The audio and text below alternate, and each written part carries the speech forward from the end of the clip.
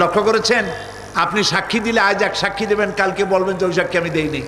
আজকে সই করেছেন, কালকে বলবেন ওই সই আমি করি নাই।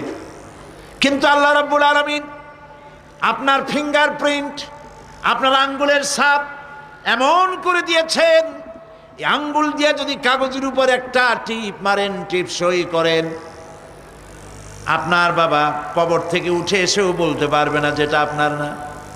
আদম আলাইহিস সালাম থেকে নিয়ে আজ পর্যন্ত, আজ থেকে নিয়ে কিয়ামত পর্যন্ত যত মানুষ পৃথিবীতে এসেছে আর আসবে, কোন মানুষের আঙ্গুলের রেখার সঙ্গে আর একজন আঙ্গুলের রেখার মিল হবে না।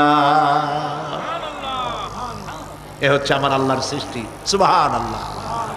সুতরাং তিনি বলছেন, আমি মাতৃগর্ভের ভিতরে সন্তান তৈরি করি, সেই সন্তানকে কোনোটা কন্যা সন্তান, কোনোটা পুত্র সন্তান আমি বানাই। এই কাজটা যিনি পারেন, এবার দেখেন সামনে কি বলতেছেন।